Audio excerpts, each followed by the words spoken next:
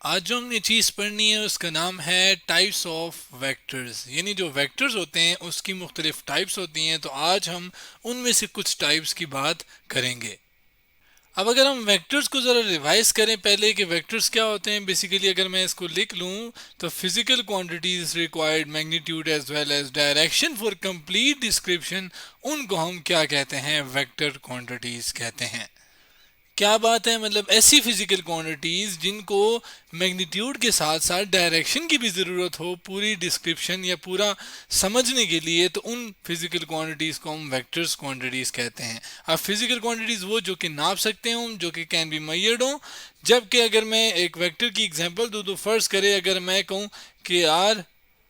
ये एक प्लेयर है जो कि इस बॉल के ऊपर फोर्स लगा रहा है, ठीक है। अब ये फोर्स किस तरफ लगा रहा है, बज़ाहिर तो हमें किस तरफ लग रही है, बज़ाहिर हमें ये लग रही है कि फोर्स जो है वो इस तरफ लग रही है। अगर मैं आपसे कहूँ ये बंदा फोर्स लगा रहा है लेकिन आपको ये ना बताऊँ किस डायरेक्शन में लगा रहा है, तो वो बात थोड़ी अधूरी रह जाएगी। तो फोर्स एक वेक्टर क्वांटिटीज है जिसको डायरेक्शन तो चाहिए, और साथ साथ जैसे मैंने मैग्नीट्यूड यानी जो नंबर कितनी फोर्स लगाई है, फर्ज करें मैं कहूँ 20 न्यूटन, या अगर मैं कहूँ 30 न्यूटन, तो 30 न्यूटन ज़्यादा है, हमें कैसे पता चला, इसके मैग्नीट्यूड, जिसके अंदर ये एक न्यूमेरिकल वैल्यू है 30 और साथ इसका ये यूनिट है। तो ये एक आप कह लीजिए रिवीजन थी वेक्टर के बारे में। अगर हम इसकी टाइप्स की बात करें कि वेक्टर्स की टाइप कौन कौन सी हैं, तो ये हमारे पास टाइप्स ऑफ वेक्टर जिनमें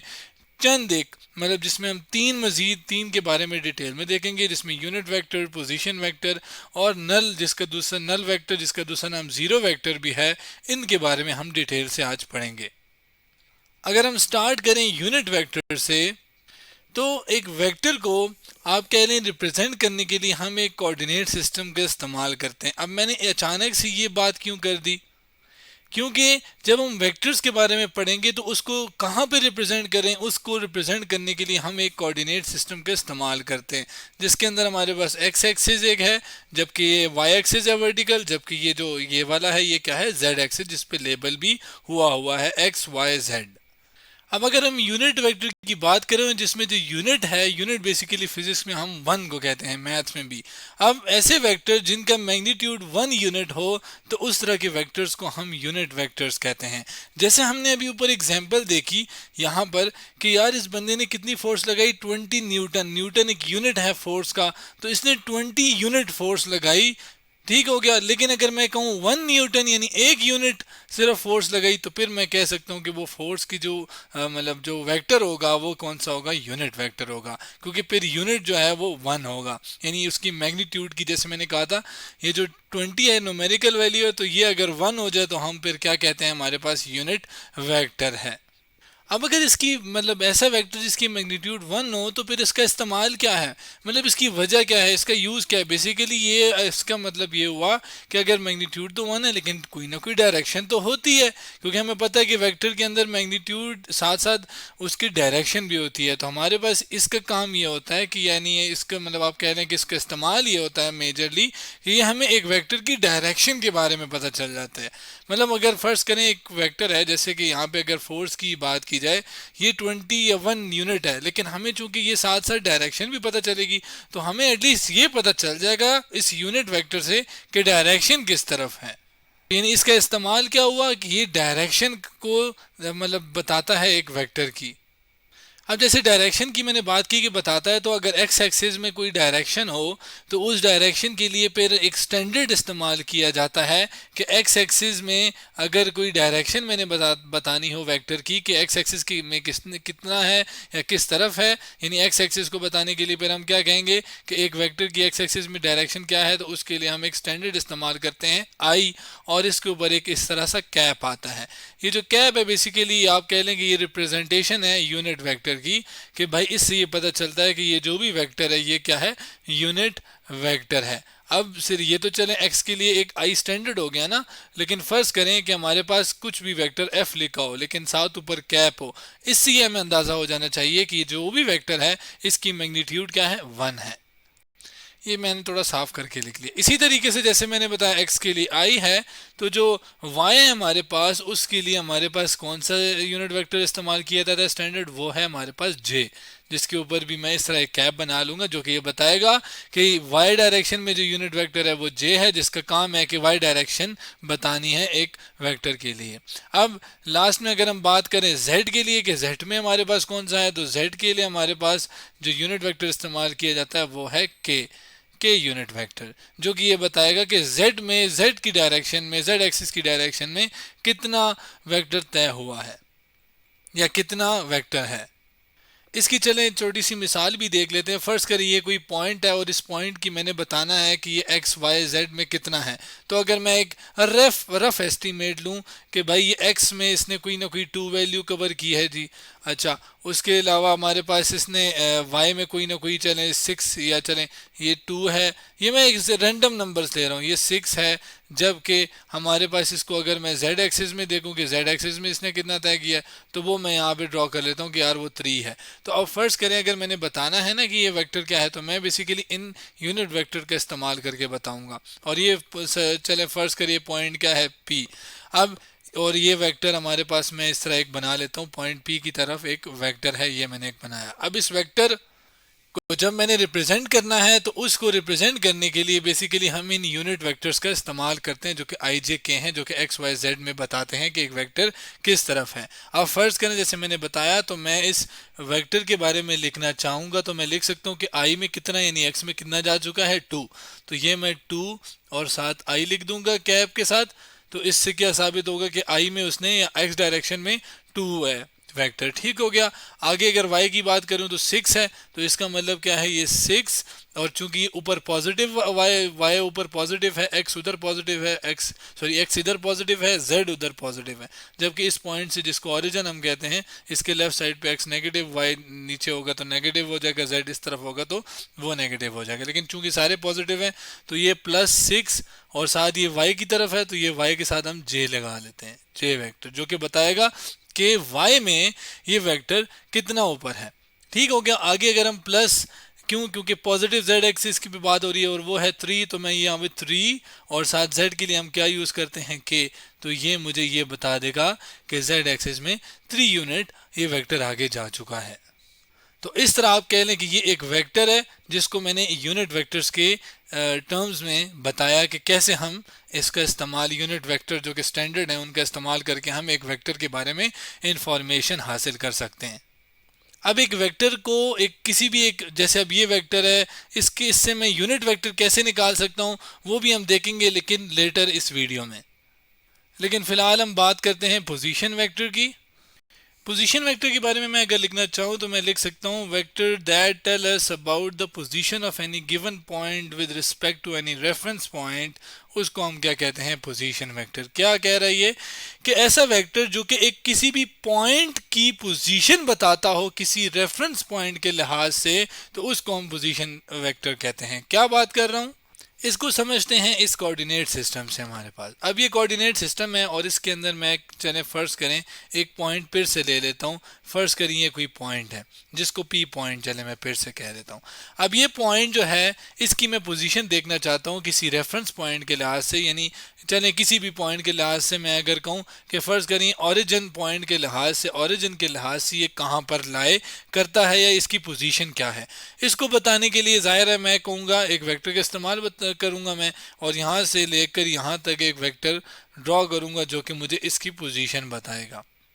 अब ये तो जनरल मैंने एक पॉइंट लिया, यहाँ पे कोई बॉडी भी हो सकती है। फर्स्ट करें यहाँ पे कोई बॉल पड़ी है और ये मैं यहाँ पर खड़ा हूँ ओरिजिन के ऊपर और मैं देखना चाहता हूँ कि मेरे लिहाज से ये बॉल कहाँ पर है। उसके लिए बेसिकली ये एक मैंने रियल लाइफ एग्जांपल दी कि मैं अब देखना चाहता हूँ कि बॉल कहाँ पर है, उसके लिए मैं इस तरह पोजीशन वेक्टर इस्तेमाल करूँगा। अब जैसे मैंने पहले बताया कि ये वाई एक्सिस में फर्स्ट करें वो पॉइंट कितना है 6 है, जबकि एक्स एक्सिस के ऊपर वो कितना है हमारे पास 2 है। ये मैंने एग्जांपल ली थी। और उसके साथ साथ अगर मैं इसी को z एक्सिस के ऊपर देखूं तो वो मैंने एग्जांपल ली थी कि वो क्या है 3।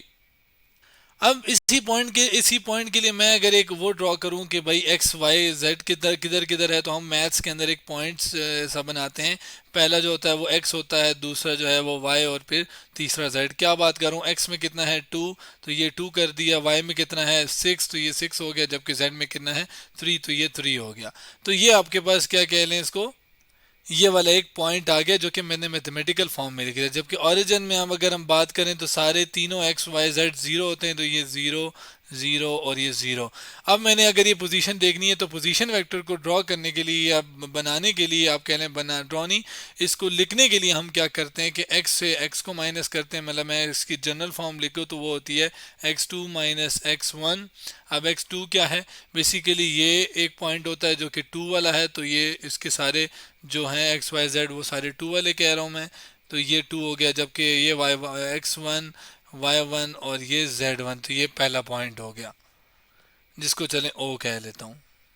और मैंने जाहिर है अब ओ पी वेक्टर यानी ओ पी वेक्टर जो है ओ ये पॉइंट है जबकि पी ये है, तो ये ओ पी वेक्टर मैंने निकालना है। तो इसके लिए जर्नल मैं क्या करूँगा, x two minus x one, x two से एक्स वन को माइनस करके उसके सामने क्या लिख दूंगा कि वो आई डायरेक्शन में कितना है। और आई डायरेक्शन में हम यूनिट वेक्टर क्या इस्तेमाल करते हैं,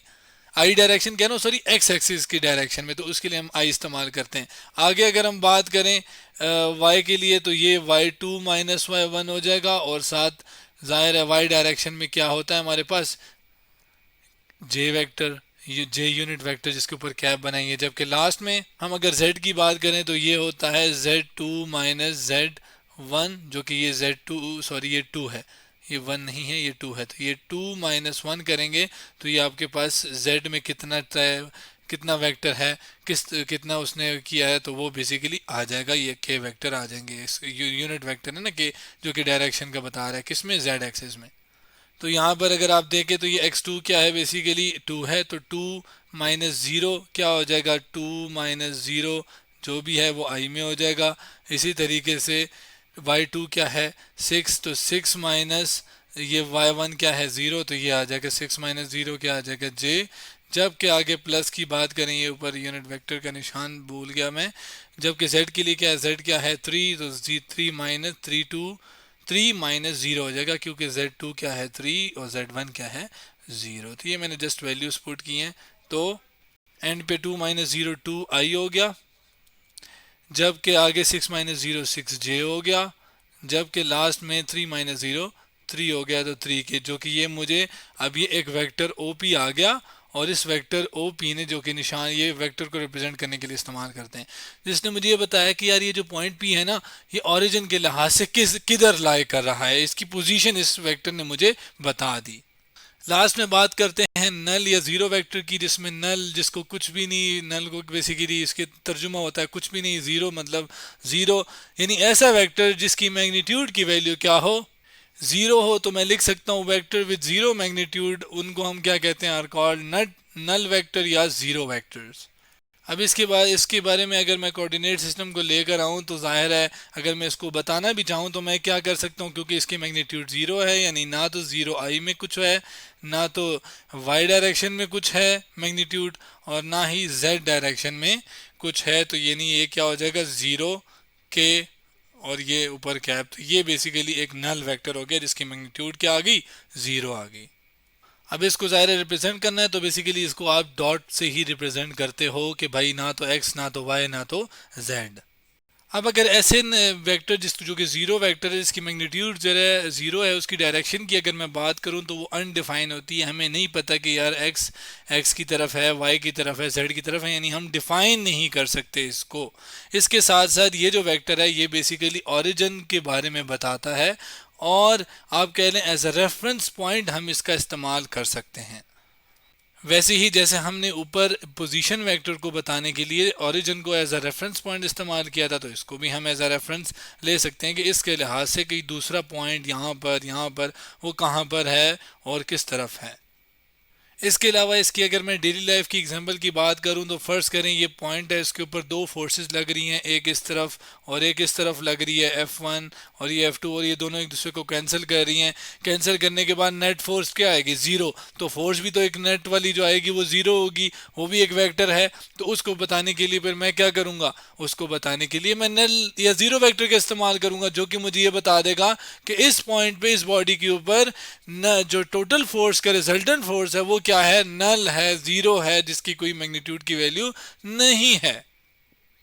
अब अगर मैं शुरू में एक मैंने बात की थी कि यूनिट वेक्टर को हम कैसे हासिल कर सकते हैं, हमने ये कहा था कि हम बाद में पढ़ेंगे, लेकिन अब चूंकि टाइम इतना नहीं तो हम अगले लेक्चर में अगले वीडियो में इसकी डिटेल भी देखेंगे और इसके प्रॉब्लम्स भी सॉल्व करेंगे कि कैसे हम एक आम वेक्टर से एक यूनिट वेक्टर को कैसे हासिल किया जा सकता है, और इसके साथ साथ हम और टाइप्स ऑफ वेक्टर के बारे में भी बात करेंगे। तो आज हमने टाइप्स ऑफ वेक्टर्स के बारे में बात की, जिसमें कुछ टाइप्स ऑफ वेक्टर्स आज हमने देखी।